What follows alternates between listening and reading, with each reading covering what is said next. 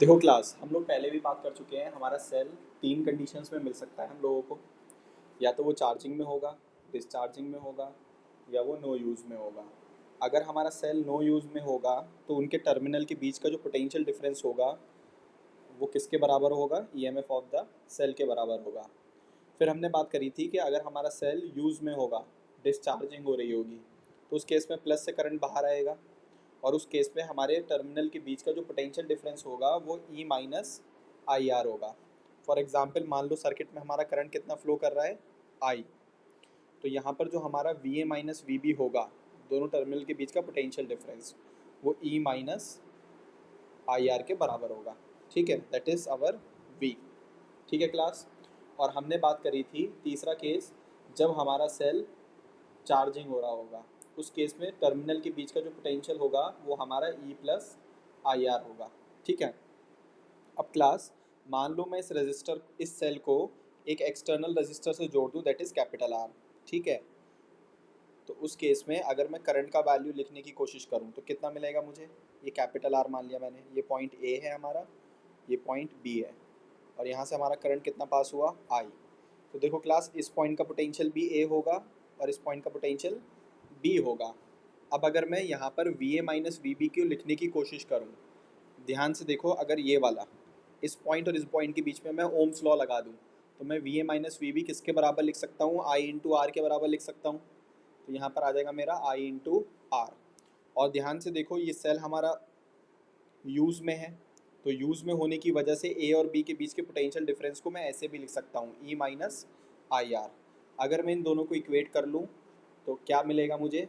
मुझे मिल जाएगा V equals E minus I R equals I times of capital R. ठीक है, एक बात तो हमें ये पता लग गई। ठीक है, ये इक्वेशन हमारे काम आ सकती है। सेकंड बात देखो, अगर मैं यहाँ पर आई की वैल्यू लिखने की कोशिश करूँ तो क्या लिख सकता हूँ मैं? ई अपॉन क्लास, ये दोनों रजिस्टर सीरीज़ में है, पैरेलल में है। ये दोनों रजिस्टर हमारे सीरीज़ में है, और सीरीज़ में होने की वजह से मैं नीचे क्या लिख सकता हूँ? बड़ा आर प्लस छोटा आर। ये हमारा किसकी वैल्यू हो गई? इस सर्किट में जो करंट फ्लो करेगा हमारा। ठीक है क्लास। अब देखो क्लास, मुझे तीन ग्राफ बनाने हैं।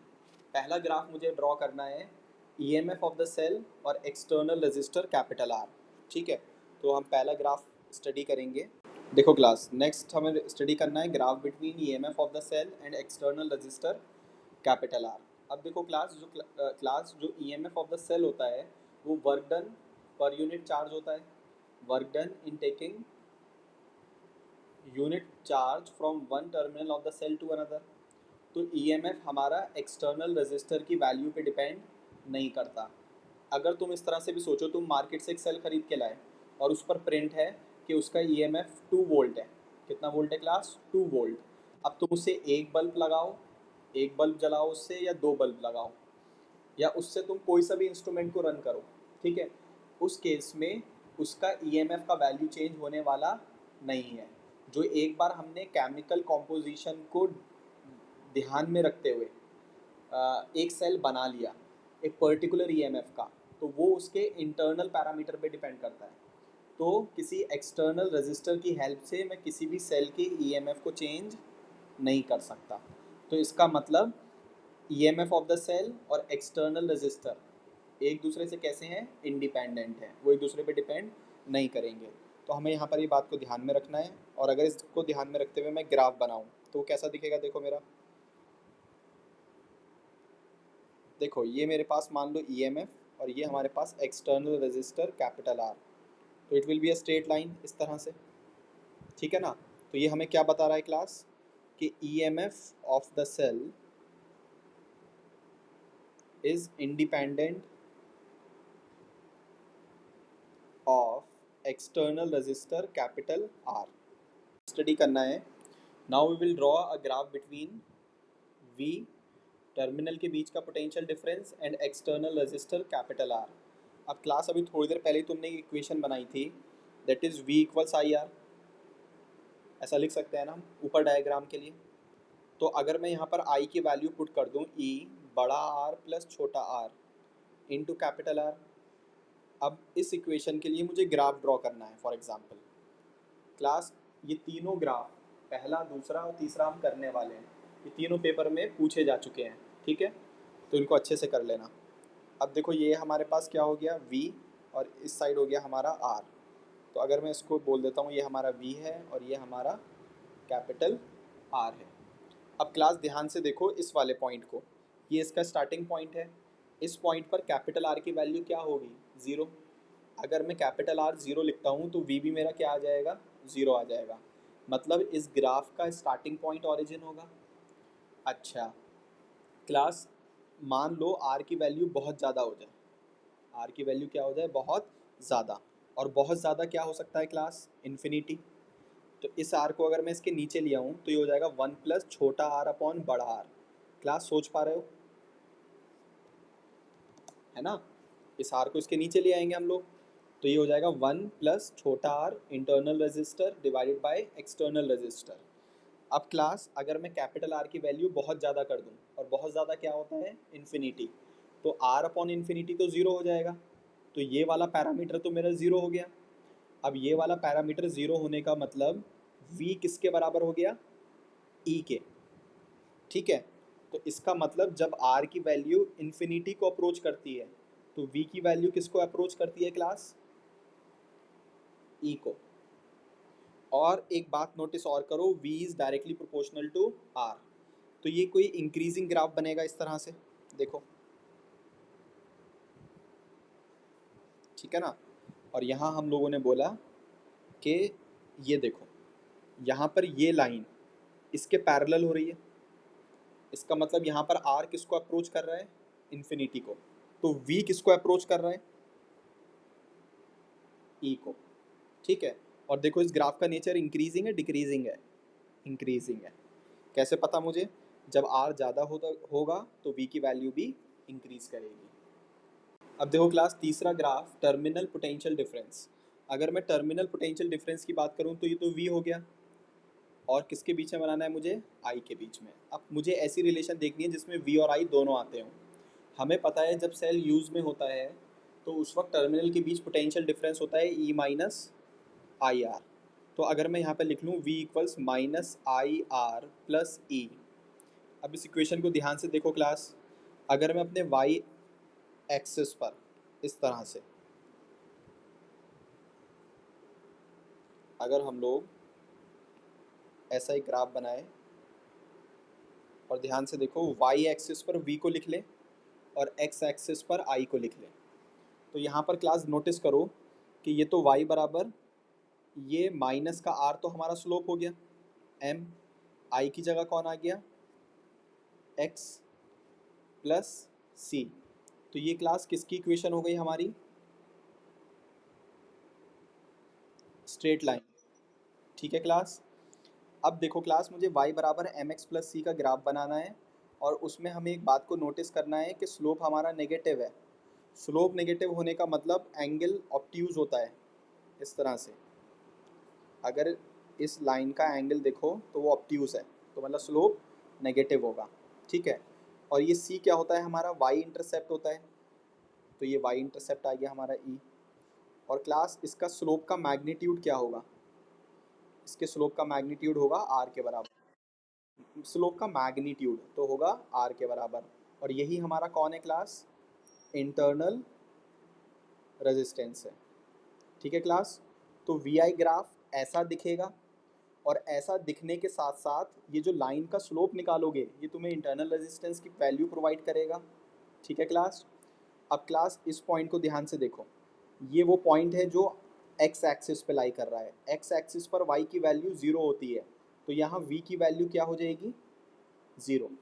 तो अगर मैं इस बात का यूज़ करूँ कि v की वैल्यू को ज़ीरो लिखूँ, तो मेरे पास इक्वेशन है v equals E minus I are. अगर मैं v को ज़ीरो लिख लूँ तो e बराबर हो जाएगा मेरे पास आई आर, तो मेरे पास i हो जाएगा e अपॉन आर। ठीक है ना क्लास। अब देखो क्लास, i की वैल्यू क्या होती है? e अपॉन बड़ा r प्लस छोटा r। ठीक है क्लास। अब ये देखो क्लास, यहाँ पर अगर मैं तुमसे पूछूं कि i की वैल्यू मैक्सिमम हो जाए तो जाहिर सी बात है ये डिनोमिनेटर मिनिमम होना चाहिए। और डिनोमिनेटर मिनिमम कैसे कर सकता हूँ मैं, कैपिटल आर को चेंज करके, क्योंकि जो कैपिटल आर तुमने रजिस्टर जोड़ा है इससे ये वेरिएबल है, इसकी वैल्यू मैं ज़्यादा भी कर सकता हूँ, इसकी वैल्यू मैं कम भी कर सकता हूँ, ये तो मेरे ऊपर है, मुझे कनेक्ट करना है। मैंने मान लो इसकी वैल्यू को कम कर दिया तो ये पैरामीटर कम हो जाएगा, और ये पैरामीटर कम हो जाएगा तो सर्किट में करंट ज़्यादा हो जाएगा। तो ये कैपिटल आर सबसे कम क्या हो सकता है, 0। तो करंट उस वक्त मैक्सिमम कितना होगा, ई अपॉन छोटा आर। तो देखो ई अपॉन छोटा R means E divide by internal resistance. तो इसीलिए बोल देते हैं ये कौन सा करंट रिप्रेजेंट कर रहा है, हमारा मैक्सिमम करंट। ठीक है, तो क्लास ये वाला पॉइंट से जो मुझे करंट का कोऑर्डिनेट मिलता है, यहाँ से जो मुझे करंट का वैल्यू मिलता है, it represent I max and that is E upon छोटा आर। ये भी काम की बात है, इससे भी न्यूमेरिकल सॉल्व हो सकता है हमारा। ठीक है, अभी बताऊंगा कैसे आएगा न्यूमेरिकल इस पर। ठीक, तो क्लास ये ग्राफ मोस्ट इंपॉर्टेंट है, इसको अच्छे से याद रखना है। क्लास देखो इस न्यूमेरिकल में वो क्या बोल रहा है हमसे, वो हमसे बोल रहा है कि हमें 3 सेल गिवन है, तीनों आइडेंटिकल हैं, ईच का ईएमएफ ई है, इंटरनल रेजिस्टेंस आर है, और ये सब सीरीज में कनेक्ट है। Find EMF of each cell, internal resistance of each cell and I max, maximum current in the circuit such that the circuit consume the maximum power। इस circuit के लिए हमें VI ग्राफ की value given है। Class सब लोग कोशिश करो, आंसर सबका आना चाहिए। ठीक है, सॉल्यूशन फिर से एक बार और देखो कैसे लिखेंगे हम लोग। देखो क्लास, हमें पता है कि इक्वेशन क्या बनेगी यहाँ पर, हमारी बनेगी V equals E effective minus I R effective. ठीक है क्लास, तो इसका मतलब ये वाला जो पॉइंट होगा हमारा वो किसको रिप्रेजेंट करेगा क्लास, ई इफेक्टिव को, that is 6। And what is the meaning of E effective, 3 times of E, because 3 identical sales connected in series, so will be 6 divide by 3 that is 2.0 volt. एक बात class, दूसरी बात, जब हम resistance find करेंगे internal resistance, तो हम slope को भी यूज़ कर सकते हैं। स्लोप होगा हमारा परपेंडिकुलर अपॉन बेस, परपेंडिकुलर होगा हमारा ई इफेक्टिव और बेस होगा हमारा कितना, 2.0। तो क्लास कितना आएगा, ई इफेक्टिव कितना है 6 अपॉन 2.0, तो कितना आ जाएगा हमारा स्लोप क्लास, 3 ओम आ जाएगा। लेकिन ये आंसर नहीं है, स्लोप किसके बराबर होगा यहाँ पर, आर इफेक्टिव के बराबर। इस ग्राफ का स्लोप हमें देगा दैट इज आर इफेक्टिव, और R effective 3 times of R है, सो आर की वैल्यू आ जाएगी हमारी 1 ओम। अगर किसी ने इस पॉइंट का यूज़ करके फाइंड किया है तो वो भी हम कर सकते हैं।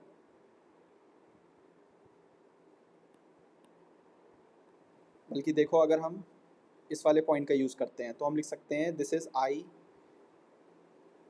Equals E upon R. E की जगह लिखेंगे ई इफेक्टिव, आर की जगह लिखेंगे आर इफेक्टिव। तो आई की वैल्यू 2 है, ई इफेक्टिव 3 है, आर इफेक्टिव 3 आर है, 3 से 3 कैंसिल हो जाएगा।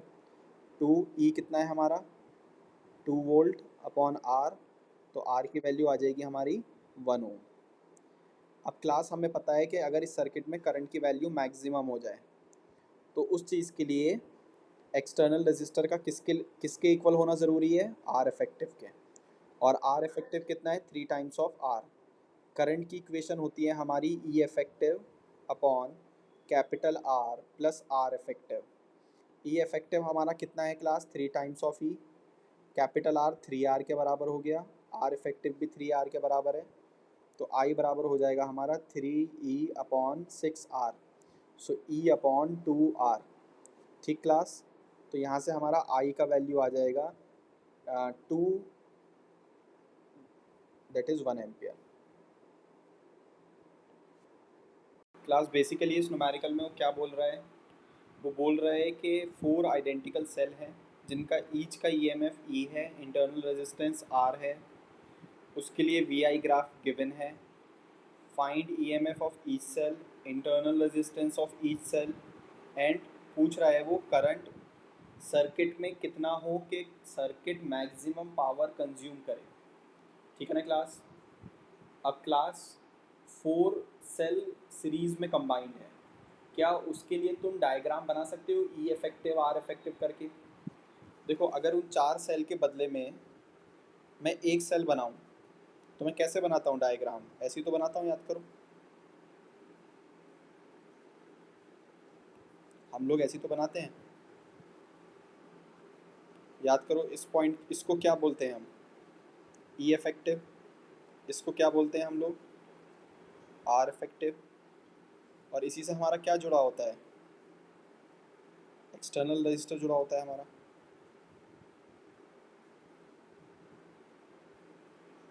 ठीक, कैपिटल आर। और करंट कितना जा रहा है सर्किट में हमारा? आई। ठीक है क्लास। बेसिकली ये जो ग्राफ गिवन है तुम लोगों को यहाँ पर, ये ग्राफ तुम्हें इस डायग्राम के लिए गिवन है, ठीक है? इक्विवेलेंट ग्राफ के लिए, इक्विवेलेंट डायग्राम के लिए। यहाँ ई इफेक्टिव की वैल्यू बताएगा कोई? 4 सेल सीरीज में कनेक्ट है, तो ई इफेक्टिव कितना आएगा हमारा? 4 टाइम्स ऑफ ई आएगा। और आर इफेक्टिव कितना आएगा हमारा क्लास? 4 टाइम्स ऑफ आर आएगा। ठीक है ना क्लास? अगर मैं ई इफेक्टिव की बात करूँ तो 4 सेल के लिए कितना आएगा? 4 टाइम्स ऑफ ई। और आर इफेक्टिव की बात करूँ तो 4 टाइम्स ऑफ आर। अब ध्यान से देखो, इस वाले ग्राफ के लिए, इसके लिए अगर मैं इक्वेशन बनाऊं तो क्या बनेगी? इसकी इक्वेशन यही तो बनेगी पोटेंशियल डिफरेंस की, V इक्वल्स ई आएगा, ई इफेक्टिव आएगा, E effective minus I R effective. ठीक। अब इसका मतलब क्लास, ये वाला पॉइंट तो हमारा ई को रिप्रेजेंट करेगा या ई इफेक्टिव को करेगा? ई इफेक्टिव को करेगा, ठीक है। और अगर इसका स्लोप फाइंड करोगे तो स्लोप का मैग्नीट्यूड क्या देगा तुम्हें? R effective. ठीक है ना? तो मुझे लगता है आसानी से तुम ई इफेक्टिव को क्या लिख सकते हो? देखो, हम लोग ई इफेक्टिव को लिख सकते हैं, that is 4 times of E equals 5.6। तो यहाँ से हमारा ई कितना आ जाएगा? 4 से डिवाइड करना ज़रा, क्लास कितना आएगा? 1.4। ठीक, देखो ई का वैल्यू आ गया। ठीक है। अब मुझे आर इफेक्टिव निकालना है। आर इफेक्टिव निकालने के दो तरीके हैं। देखो, एक तरीका तो स्लोप वाला है, ठीक है क्लास? तो तुम्हारी मर्जी है, तुम कैसे भी निकालो, चाहे तो स्लोप वाले फॉर्मूले से निकालो और चाहे तो किससे निकालो? By using that I max formula. ठीक है। अब क्लास नोटिस करो, तो सॉल्व करते हैं। तो अगर मुझे यहाँ पर फाइंड करना है maximum current in the circuit, तो करंट के मैक्सिमम होने के लिए हमें पता है, मैक्सिमम पावर थ्योरम से हम लिख सकते हैं कि एक्सटर्नल रजिस्टर को इक्वल होना पड़ेगा टोटल इंटरनल रजिस्टर के, आर इफेक्टिव के। ठीक है क्लास, इस बात को ध्यान रखना है। और आर इफेक्टिव किसके बराबर है? 4R के। ठीक। तो मैक्सिमम करंट की वैल्यू क्या होगी? करंट का इक्वेशन होता है E upon capital R plus R effective. तो आई इक्वल्स ई अपॉन, अब ये कैपिटल आर किसके बराबर हो जाएगा? 4R के। और ये ऑलरेडी किसके बराबर है? 4R। तो जो मैक्सिमम करंट आएगा ये हो जाएगा, कितना हो जाएगा क्लास यहाँ पर? अच्छा, ये हमारा कितना है? ई इफेक्टिव है ना? तो ई इफेक्टिव कितना है हमारा? 4 टाइम्स ऑफ ई, और 4 + 4 8R। तो हमारा आई मैक्स कितना आएगा क्लास? ई अपॉन 2R। ई कितना था क्लास हमारा? 1.4। और आर कितना है हमारा? 0.7 इंटू 2। ये कैंसिल हो जाएगा, आंसर आएगा 1 एम्पियर। कितना आएगा क्लास हमारा आंसर? 1 एम्पियर।